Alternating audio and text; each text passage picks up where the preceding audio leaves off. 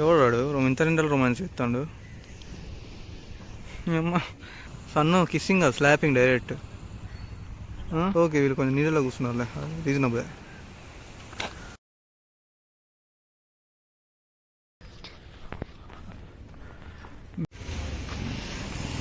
French కాలనీకి మనం enter అయ్యాం. ఇక్కడ ఒక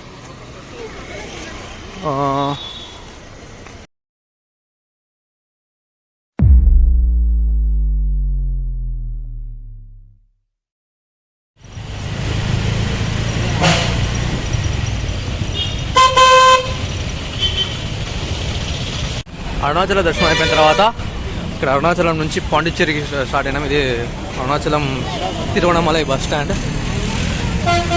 ఇక్కడ నుంచి బస్సు పట్టుకొని పాండిచ్చేరికి పోతున్నాం. ఇది తిరువణమలై బస్ స్టాండ్ అరుణాచలం.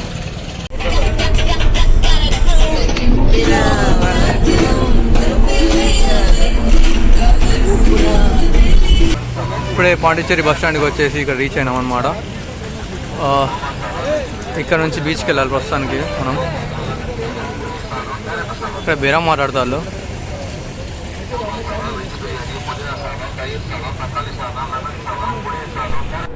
మేము బీచ్ దగ్గరలో ఒక ఏదైనా హోటల్ తీసుకొని అక్కడ ఉందాం అనుకున్నాము. సో ఒక ఆటో మాట్లాడుకున్నాం. ఆ ఆటో అతనికి తెలిసిన హోటల్స్ అన్నీ చూపిస్తా అన్నాడు. చూపించి మనకు హోటల్ నచ్చి దాంట్లో ఉండేంతవరకు మనతోనే ఉంటా అని చెప్పిండు.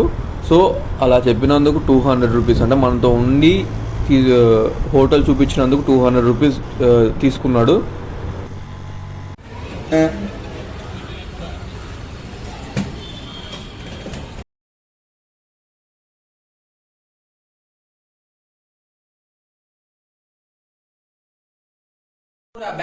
నమస్తే. మొత్తం పాండిచేరికి రెడీ, పాండిచేరిలో ఉన్నాం. బీచ్కి పోయి మొత్తం చిల్లు చేయడానికి రెడీ అయినాం. ఇప్పుడే షూ వేస్తాడు. హాయ్ చెప్పురా.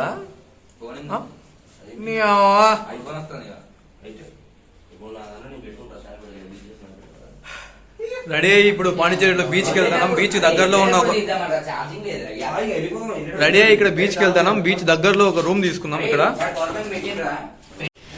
ఇది మనం పాండిచ్చేరిలో బీచ్కి పోయే రూట్. ఇది చూడడానికి మాత్రం మస్తున్నది ఏరియా అంతా కూడా. ఇక మన బ్యాచ్ ఇదే. స్పెట్స్ పెట్టుకున్నాడు.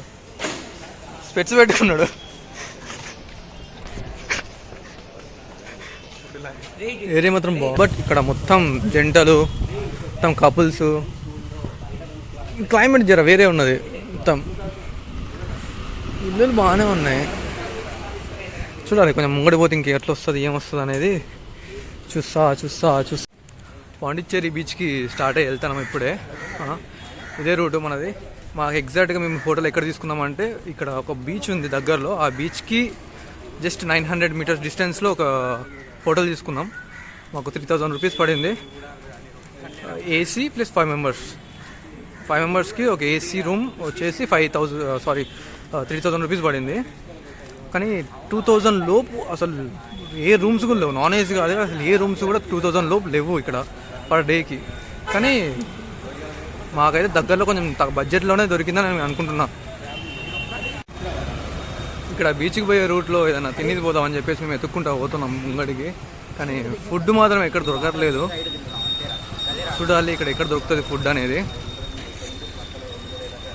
మొత్తం ఇక్కడ రెస్టారెంట్లు, మొత్తం పబ్బులు అవే ఎక్కువ ఉన్నాయి. చిల్లయ్యే ప్లేస్ కాబట్టి మనకు అవన్నీ తప్పుతుంది. రామ మనకు అవన్నీ కష్టం కాబట్టి వాటి జోలికి పోకుండా బీచ్లో అలా దునికి లేసి అలా ఆడుకొని రావాలన్నమాట. ఇప్పుడు బీచ్లోకి వెళ్ళి మొత్తానికి ఫుడ్, మేము ఫుడ్ లవర్స్ కాబట్టి ఫుడ్ ఎక్కడ బాగుంటుందో చూసుకుంటూ వెళ్తున్నాం. కానీ ఎక్కడ కనిపిస్తలేదు ఫుడ్. గూగుల్ మ్యాప్లో చూసుకొని పోతున్నాం ఫుడ్ కోసం. మేము బీచ్కి పోయే రూట్లోనే. ఇక్కడ బీచ్కి దగ్గరికి వెళ్తున్న కొద్దీ ఇక్కడ ఇల్లులు బాగున్నాయి. అంటే బీచ్ దగ్గరలో ఉన్న ఇల్లు చాలా మస్తు ఉన్నాయి అన్నమాట. చూడ్డానికి కూడా కొంచెం ఓల్డ్గా అండ్ కొంచెం ఫ్యాషన్గా అన్ని రకాలుగా మంచిగా ఉన్నాయి. ఇది పోస్ట్ ఆఫీస్.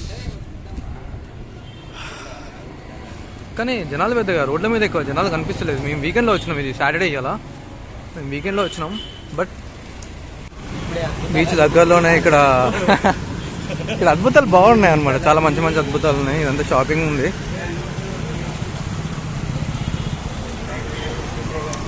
బీచ్ పక్కగా లేదు.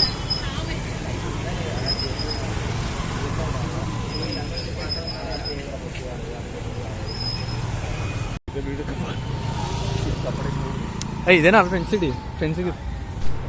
యాక్చువల్గా మేము ఫ్రెంచ్ సిటీలోనే ఉన్నాం అనమాట. మా హోటల్ తీసుకున్నది కూడా జస్ట్ వైట్ సిటీ అంటే ఫ్రెంచ్ సిటీనే, దాని ప్రిమిసెస్లోనే తీసుకున్నాం. కానీ మాకు తెలియదు మేము ఉన్నది ఫ్రెంచ్ సిటీలో అని చెప్పేసి. కాకపోతే మేము ఆ ఏరియా అనేది కొంచెం కాస్ట్లీ ఏరియా, బట్ మాకు దొరికిన హోటల్ అనేది చాలా చాలా చాలా వర్త్ ఇట్ అనమాట. ఆ విషయాలు తప్పు కాబట్టి మాట్లాడలేకపోతున్నాం. పోలీస్ బూత్ ఇల్లులు మాత్రం మామూలు లేవు. అక్కడ దూరంగా బ్లూ కలర్లో కనిపిస్తుంది బీచ్, సముద్రం.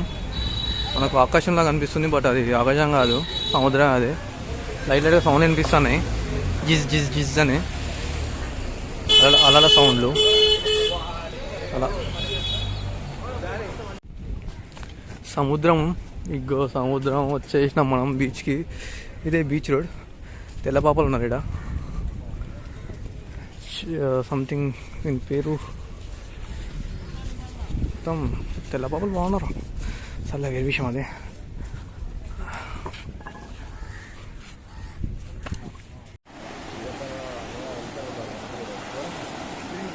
కాదు కింది తీయడానికి లేదా ఇక్కడ? లేదారా పారా. ఇప్పుడే మేము రూట్ మర్చిపోయినాం అనమాట. అంటే ఇప్పుడే తీసుకున్న రూట్ మర్చిపోయాను. బీచ్ దగ్గర పోయిన తర్వాత, బీచ్లో దిగిన తర్వాత గుర్తొచ్చింది. ఇప్పుడు నెక్స్ట్ ఎప్పుడైనా మీరు మాత్రం ఎటైనా వెళ్ళేటప్పుడు ఎక్కడైనా రూమ్ తీసుకుంటే ఫస్ట్ ఆ రూమ్ లొకేషన్ మీ మొబైల్కి పంపించుకున్న తర్వాత ఎటైనా పోండి. ఎందుకంటే మేము బీచ్కి వెళ్ళిన తర్వాత మేము వెళ్ళే దారిలో ఏదేదో చూసుకుంటూ వెళ్ళిపోయినాం, గలీలు పోండి తిరుక్కుంటా. అడిగి పోయిన తర్వాత మేము రియలైజ్ అయింది మళ్ళీ హోటల్కి ఎట్లా పోవాలా అని చెప్పేసి. ఎందుకంటే మాకు తెలియని ఏరియా కాబట్టి ఎట్లా పోవాలని తెలియక మళ్ళీ వచ్చిన దారే పట్టుకుని మెల్లమెల్లగా పోతే ఆ హోటల్కి రీచ్ అయినాం. సరిగ్గా లేదు, ఆ బీచ్ వీడియో వస్తుంది, బాగుంది. ఇక్కడ దిగనిస్తలేరు కదా, సో ఇప్పుడు వేరే బీచ్కి వెళ్దామని అనుకుంటున్నా.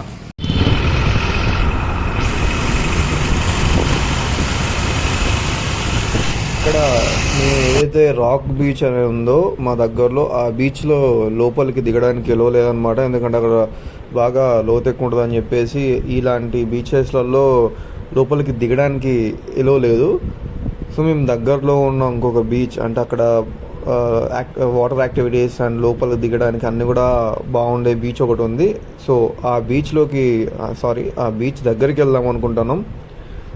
అక్కడికి వెళ్తే మొత్తం అన్నీ ఆడుకోవచ్చు, ఎంజాయ్ చేయొచ్చు అని చెప్పేసి అక్కడికి వెళ్దాం అనుకుంటున్నాం. ఇది డే 1లో పాండిచ్చేరిలో రాక్ బీచ్ చూసుకొని రాక్ బీచ్ నుంచి నెక్స్ట్ బీచ్కి వెళ్తున్నాం. ఆ నెక్స్ట్ బీచ్ పేరు సెరెనిటీ బీచ్ అని. ఇక్కడ పాండిచ్చేరిలో ఏ ఆటోని పట్టుకున్నా కానీ జస్ట్ 4 కిలోమీటర్స్కి 500 రూపీస్ అట్లా అడిగిళ్ళు. మాకు మైండ్ పోయింది, అసలు ఏం చేయాలో అర్థం కాక మళ్ళా అక్కడ ఊబర్, ఓలా, ర్యాపిడో ఇవేవి కూడా లేదు, ఓన్లీ ర్యాపిడో ఉంది. ఆ ర్యాపిడోలో ఓన్లీ బైక్ మాత్రమే ఉంది. ఆటోలో అంటే ఇలాంటిది ఫెసిలిటీ కూడా లేదు, ఓన్లీ ర్యాపిడోలో బైక్ ఫెసిలిటీ మాత్రమే ఉంది. సో మేము 5 మెంబర్స్ ఒక్కొక్క బైక్ బుక్ చేసుకొని వెళ్ళామన్నమాట. ఎందుకంటే ఇలా వెళ్తే మాకు జస్ట్ 180 or 200 రూపీస్లో అయిపోయింది. పర్ పర్సన్కి 26 రూపీస్ అలా 27 రూపీస్ అలా పడదు అంతే. కానీ ఒకవేళ ఆటో మాట్లాడితే మాత్రం ఒక్కొక్కడు 300 ఎవరు చెప్పలే, కనీసం 400-500కి తగ్గ చెప్పలే ఎవరు.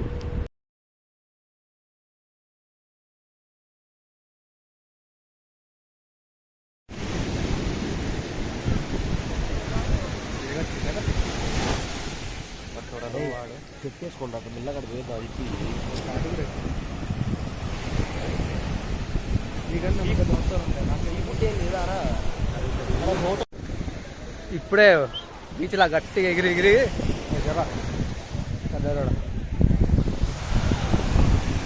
గట్టిగా బీచ్ దగ్గర వచ్చినాం. ఇప్పుడే మొత్తం బుక్కులు అంటే ముప్పుతో నిండిపోయినాయి. ఈ పాండిచ్చేరిలో సాయంకాలం వేళ అలా సాయంత్రం సరదాగా అలా బయటకు వచ్చామన్నమాట. సారీ, సాయంత్రం కాదు, రాత్రి. ఓ టైం ఎంత అవుతుంది? 9:30 అవుతుంది. ఇట్లా బయటకు వచ్చి తిరుక్కుంటూ ఫ్రెంచ్ కాలనీకి వెళ్దామన్నట్టు వచ్చా అనమాట. ఫ్రెంచ్ కాలనీ సైడ్ పాండిచ్చేరిలో. ఏరియా అంతా నిశ్శబ్దకరంగా ఉంది, ఎవడేం లేడింది. హోటల్ సూర్య అదే మందే అంతా. ఫ్రెంచ్ కాలనీకి మనం ఎంటర్ అయ్యాం. ఇక్కడ పెద్ద మనిషి ఫోటోలు ఉన్నాయి. ఇదంతా రాత్రిపూట. అగో building, French building, French colony. మరొకసారి ఫ్రెంచ్ కాలనీ, మరొకసారి ఫ్రెంచ్ కాలనీ. లైట్లు ఎత్తుగా పెట్టారు ఇక్కడ, ఎందుకు పెట్టేది తెలియదు. ఇక్కడ ఎవరు లేడు, అయినా పెట్టారు ఎత్తుగా లైట్లు.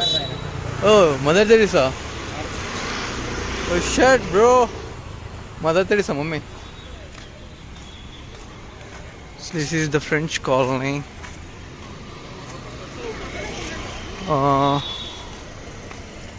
Wear we need to go now? చూడు, ఓకే. ఫ్రెంచ్ గాలు కూడా ఉన్నాడు ఇక్కడ, తెల్లగా ఉన్నాడు జరా. మనం ఫారెన్ లో ఉన్నాం రా. ఓ ఎస్, దిస్ ఫారెన్. ఇదో పార్క్ ఉన్నది ఇక్కడ. అది కూడా అదేరా ఫ్రెంచ్ సిటీ. లైట్లు లేవు, వేసుకో. మనం రేపు పొద్దుగాలు చూద్దాం మళ్ళా. ఇదే ఫ్రెంచ్ సిటీ అనమాట. ఇగో ఇది లైట్ హౌస్ పాండిచ్చేరిలో. ఓల్డ్ లైట్ హౌస్ అండి ఇది. ఇక లైట్ హౌస్ అంటే తెలియదు ఏమున్నది, లైట్ హౌసే. ఇది ఎగ్జిబిషన్ పెట్టిన నైట్ చిల్లుండే, తీయలేకపోతే. ఇండో ఫెస్టివల్ అంట. ఇది ప్రొమినేడ్ బీచ్ యాక్చువల్గా.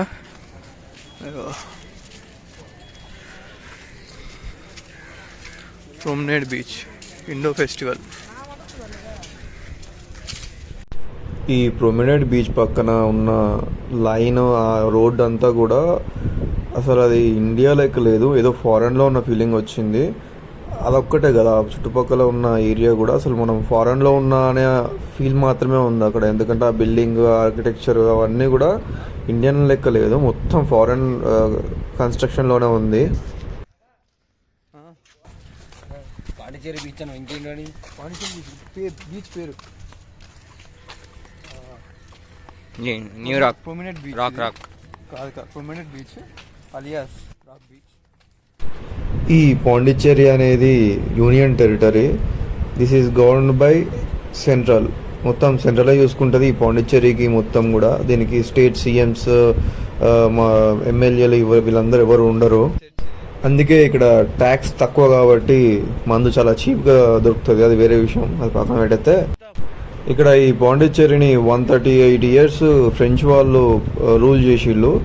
వాళ్ళు రూల్ చేసిళ్ళు కాబట్టి మొత్తం ఇక్కడ ఈ వాళ్ళ కన్స్ట్రక్షన్స్ తోటే ఉంటాయి అన్నమాట. మొత్తం 138 years, ఎప్పటి నుంచి ఎప్పటి వరకు అనేది క్లారిటీ లేదు, కానీ 138 years మాత్రం ఈ పాండిచ్చేరిని ఫ్రెంచ్ వాళ్ళు రూల్ చేసిళ్ళు. ఈ గూగుల్లో చూస్తే ఈ ఫ్రెంచ్ వాళ్ళు 1954 వరకు పాండిచ్చేరిని రూల్ చేసిళ్ళంట. ఈ పాండిచ్చేరిని బీజాపూర్ సుల్తాన్ అనేటోడు ఫ్రెంచ్ వాళ్ళకు ఇచ్చిండంట. ఇదే నా బాస్. ఇగో ఈడే ఫ్రెంచ్ వాడు ఉన్నాడు.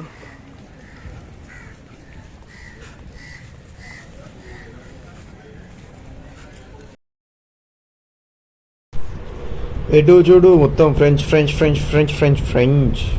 ఇప్పటికీ మీరు కూడా ఈ ఫ్రెంచ్ అనే వర్డ్ని ఇని ఉంటారు, ఎందుకంటే ఈ వీడియోలో అన్నిసార్లు రిపీట్ అయింది. బొమ్మలు బాగున్నాయి ఇవి.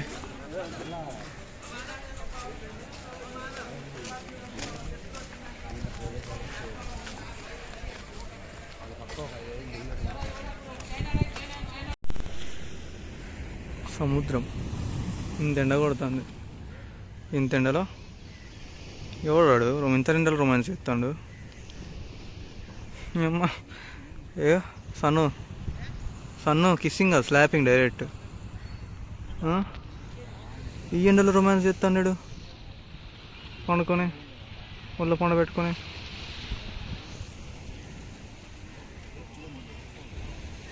ఇగో ఓకే, వీళ్ళు కొంచెం నీళ్ళలో కూర్చున్నారులే, రీజనబుల్. వీళ్ళు మనోళ్ళే. అరే కొంచెం మరీ ఎర్రి పుష్పం లెక్క పెట్టకరా.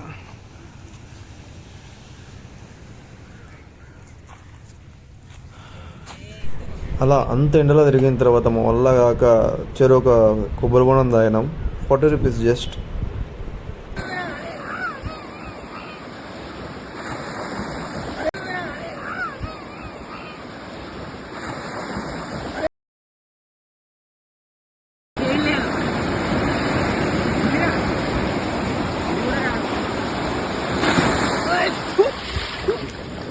అలా ఫుల్గా అయితే బీచ్లో ఎంజాయ్ చేసేసినాం అనమాట మేము.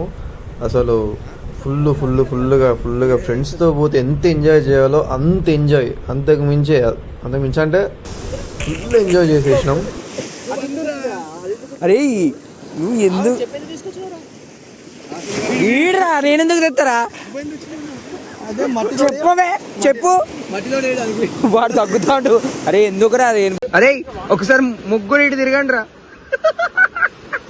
అరే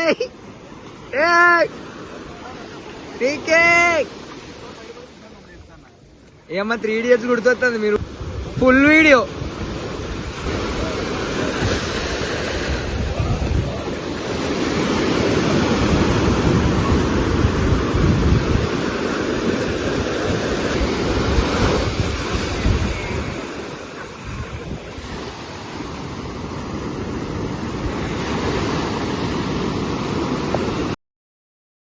అలా బీచ్లో ఎంజాయ్ చేసి ఇక ఎన్నో మెమొరీస్ అలా ఫోన్లో భద్రపరుచుకున్న తర్వాత మేము అక్కడి నుంచి బయలుదేరడానికి రెడీ అయినాం అనమాట.